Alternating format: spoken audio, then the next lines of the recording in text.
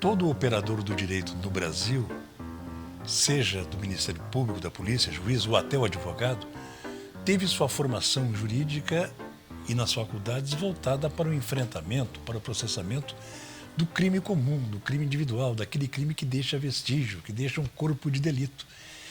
E, repentinamente, nós nos deparamos com uma criminalidade com a qual nós não estávamos acostumados a tratar. Crimes praticados com alta tecnologia, crimes praticados por organizações criminosas, cujos meios de prova são muito mais sofisticados. Sem a especialização em relação a esse tipo de criminalidade, o Brasil não vai ter uma resposta justa, eficaz e célere à criminalidade organizada.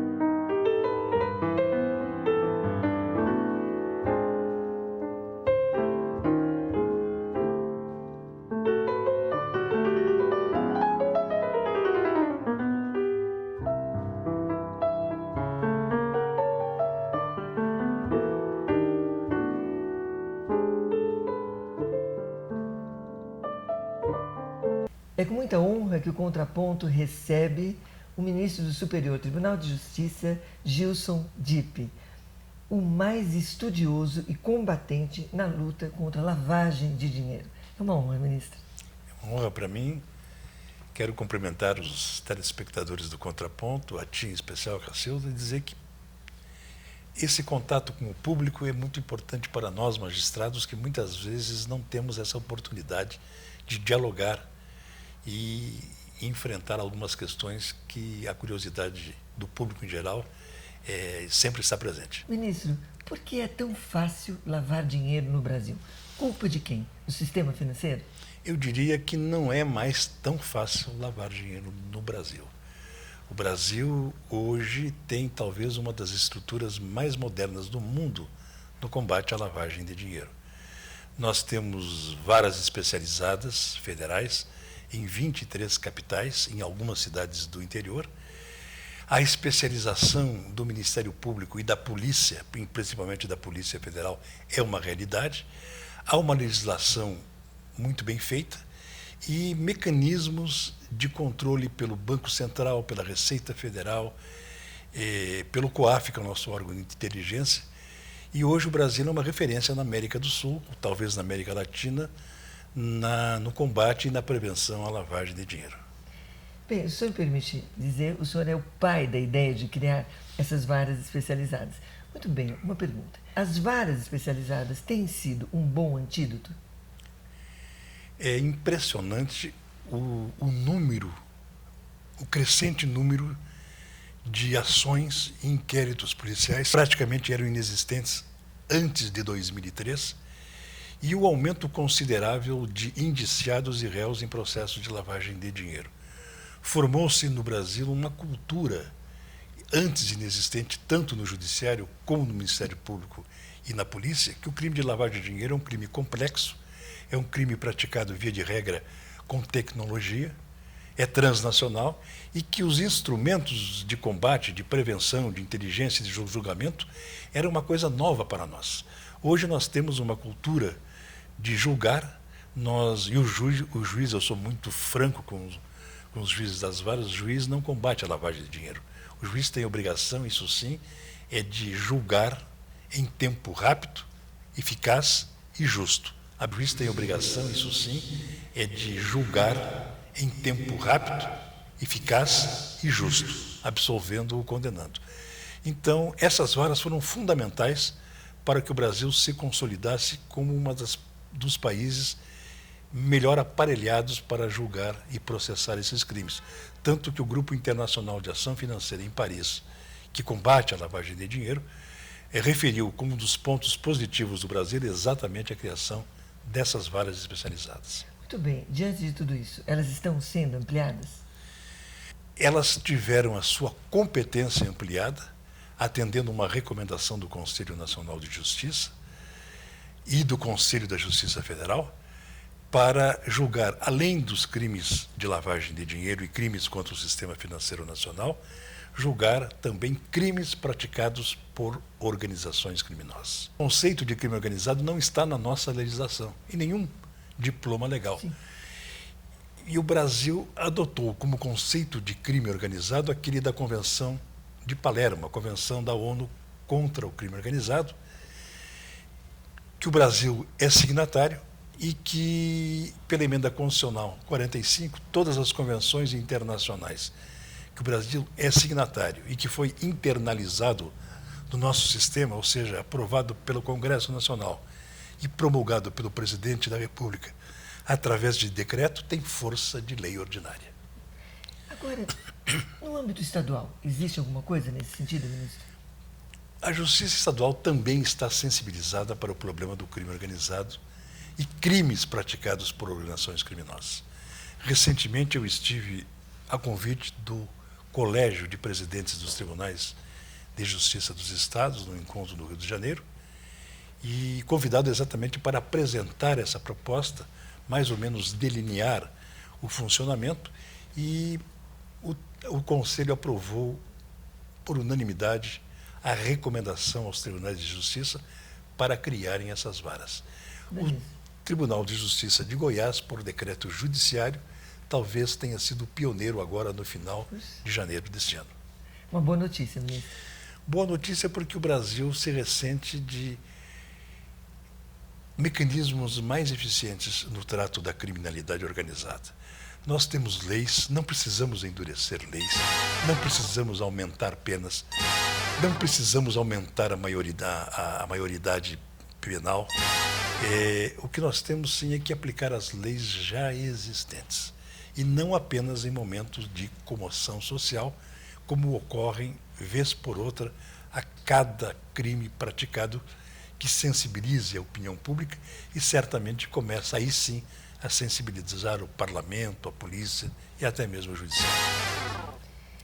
Ministro, se a maior parte do dinheiro lavado vem da corrupção praticada na administração pública, a Controladoria Geral da União não poderia ter uma ação mais ativa nesse sentido, ou pelo menos preventiva, no que diz respeito àquela prática? Não há crime organizado sem a corrupção. Não há crime organizado sem a corrupção. Não há organização criminosa que não tenha a participação na prática de crime de um agente público ou de um agente político, omissiva ou comissivamente. Na lavagem de dinheiro, um dos crimes antecedentes são os crimes praticados contra a administração pública, ou seja, a corrupção. E no Brasil, os grandes valores lavados são provenientes exatamente da corrupção de crimes contra a administração pública. Hoje, a grande preocupação da lavagem de dinheiro no Brasil é com a origem criminosa decorrente da corrupção. Se os Estados Unidos têm a preocupação hoje em relação à lavagem de dinheiro para combater o terrorismo e o financiamento ao terrorismo, no Brasil, a nossa preocupação é em relação à corrupção. No Brasil, a nossa preocupação é em relação à corrupção. A Controladoria, o Ministério do Controle da Transparência está fazendo um bom trabalho. O Brasil está adotando aquela relação de PEPs, pessoas politicamente expostas, que devem sofrer uma maior, um maior controle por parte das instituições financeiras. Enfim, nós estamos criando uma cultura de aperfeiçoamento no sentido de sensibilizar não só o agente público como a própria população de que a corrupção é um mal que pode ser atacado. Ministro, PEPs, eu ainda não tinha ouvido falar nisso. Quem participa dessa lista ou do que se trata, PEPs? Essas pessoas são, como o próprio nome diz, pessoas politicamente expostas. São aqueles que, pela importância dos cargos ocupados, seja no legislativo, no judiciário ou no executivo, devem ter um controle maior nas suas movimentações financeiras. A sua criação decorre de acordos internacionais celebrados pelo Brasil, é uma recomendação do Grupo Internacional, o GAFI, de combate à lavagem de dinheiro, e é uma das metas da Estratégia Nacional de Combate à Lavagem de Dinheiro, criada no âmbito do Ministério da Justiça e com a participação de todos os órgãos ligados ao tema, tanto do Judiciário como do Legislativo, quanto do Executivo. Ministro, agora cá entre nós, o senhor acha que a população acredita na punibilidade daqueles que lavam dinheiro aqui no Brasil? Olha, eu diria que agora sim. Nós temos inúmeras condenações por crime de lavagem de dinheiro, principalmente na vara pioneira que foi a Vara Federal de Curitiba, naqueles casos das Banestado.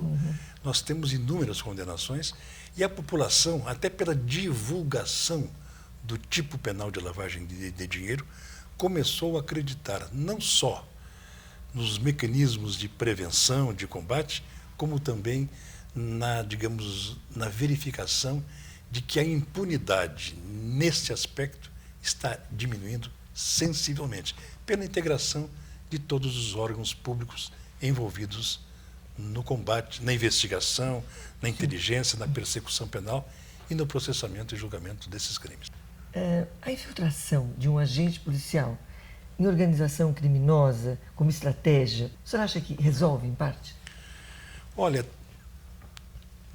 os meios de prova para o processamento e investigação de crimes praticados com tecnologia, crimes complexos, como são os praticados pelas organizações criminosas e crimes de lavagem de dinheiro, requerem técnicas especiais. E hoje não se investiga nenhum desses crimes sem que haja uma interceptação telefônica, uma quebra de sigilo bancário ou fiscal, o instituto tão mal compreendido entre nós da delação premiada do correio colaborador e também da infiltração de agente policial ou de inteligência em organização criminosa. Todos esses meios de prova estão em inúmeras leis brasileiras. E estão em franca atividade. Estão em franca atividade e todas elas com o controle e a supervisão do judiciário. Eu diria que a grande função hoje do juiz brasileiro, principalmente na área do direito penal, é manter um certo equilíbrio entre os direitos e garantias individuais que podem ser, sim, violados com essas técnicas mais apuradas e também garantir princípios também constitucionais que são a ordem pública e o interesse social. Agora, com relação especificamente ao agente, à infiltração do agente, não há perigo não dele se corromper? É um instituto ainda muito pouco utilizado, não só no Brasil, como também em outros países. Há essa preocupação, há a preocupação também do sigilo, há a preocupação de que o agente infiltrado manifeste pessoalmente perante o juiz a sua intenção de colaborar, tendo em vista todo o perigo que isso decorre, e principalmente, eu não digo até a preocupação de ser corrompido, mas a preocupação de ser descoberto. E por isso que um processo de infiltração deve ser realizado num primeiro momento com um processo sigiloso, só aberto ao contraditório posteriormente. Nós não temos um serviço de proteção às vítimas, testemunhas e agentes infiltrados muito efetivo no Brasil. Mas é bom salientar que, quanto ao agente infiltrado, como ao correio colaborador, que apenas os seus depoimentos isoladamente não constituem prova. Eles precisam ser corroborados por outros indícios e outros meios de prova que configurem a prática delituosa. Não há nenhuma condenação baseada apenas na palavra do correio colaborador ou na palavra do agente infiltrado, que são isoladamente ineficazes não só para uma condenação, mas até para o oferecimento de uma denúncia. Ministro Gilson Dipp, nós estamos falando sério, hein? Hoje aqui. Ministro, apenas uma curiosidade. Se nas celas não há tomadas elétricas, quem carrega os celulares dos detentos? Alguém deve estar encarregado de carregá-los. E alguém que sofra a influência, Sim. certamente, do presidiário, Caso não faça. caso não faça. E é preciso que se tenha uma clara noção de que a corrupção existe em todos os poderes. É verdade. E talvez nós precisássemos ter um controle maior também em relação aos agentes penitenciários e às pessoas que visitam os presos, para que nós tenhamos uma resposta a essa pergunta inquietante. Mas alguém carrega, e não é o presidiário. É isso aí, ministro. Nós vamos interromper alguns instantes essa conversa interessantíssima com o ministro do Superior Tribunal de Justiça, Gilson Dipp. Daqui a pouco nós voltamos.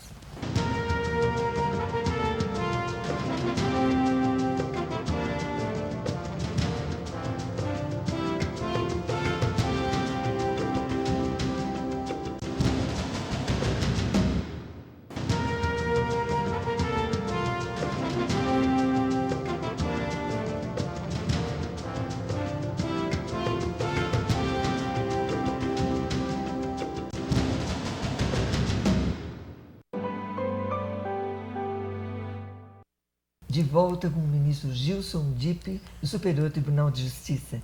Ministro, a privatização do sistema prisional ajudaria no combate à corrupção? Eu acredito que não.